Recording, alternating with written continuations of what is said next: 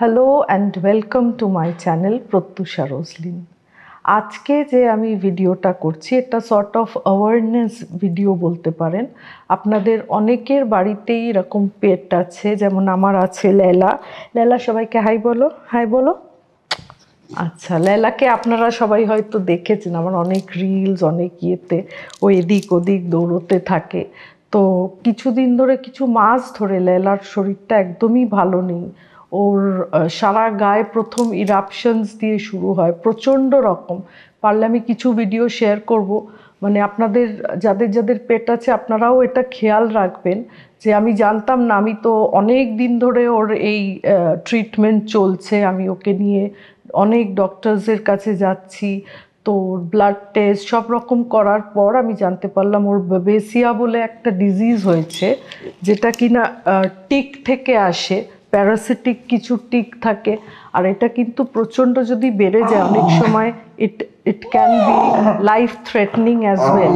তো লেলা চুপ করে বসেই থাকার মতন না, ভীষণ টেম্পারামেন্টাল। তো আর তারপর ও অফ লেট ওর খুব কাশি আরম্ভ হয়ে গেছে, শি ইজ পিউকিং আ লট। ওর পিউকটা একটু কেমন ফোম ফোম মতন। দাঁড়াও লেলা বাবা আমার।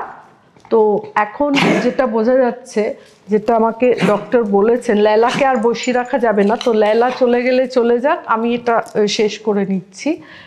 যেটা বলেছেন যে ব্যাকইয়ার্ড থেকে আমাদের অনেক ঘাস আছে, তো ওটা একটা মেডো টাইপের।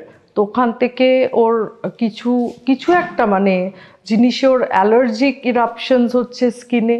তার সাথে ও অনেক ঘাস খেয়ে নিয়েছে, ওর পেটে পুরো মানে গ্রাসে ভর্তি হয়ে গেছে।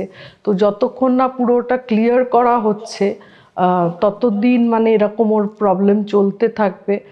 ওর হার্টে প্রবলেম হয়েছে, ওর লাংস অ্যাফেক্টেড, কিডনি অ্যাফেক্টেড।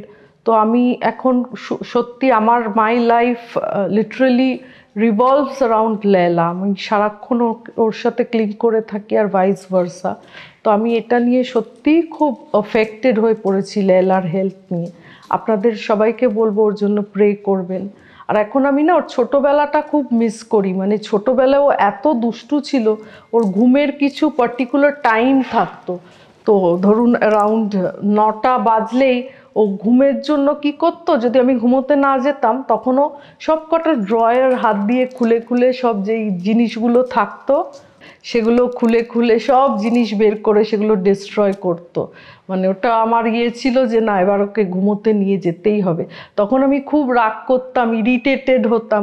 কিন্তু এখন আমার মনে হয় যে বাবা তখন তো অ্যাটলিস্ট সুস্থ ছিল। তো সেই সেই দিনগুলো খুব মিস করি আসলে। আর আমি এই এই এই স্ট্রেসটা না ডিল করতে পারি না, এই যে এত শরীর খারাপ শরীর খারাপ শরীর খারাপ। আমি চাইবো আপনারা সবাই প্রে করুন লেলার জন্য, ভালো থাকবেন। আর প্লিজ আমার চ্যানেলটা ফলো করবেন, লাইক করবেন, শেয়ার করবেন আর সাবস্ক্রাইব করবেন। Thank you.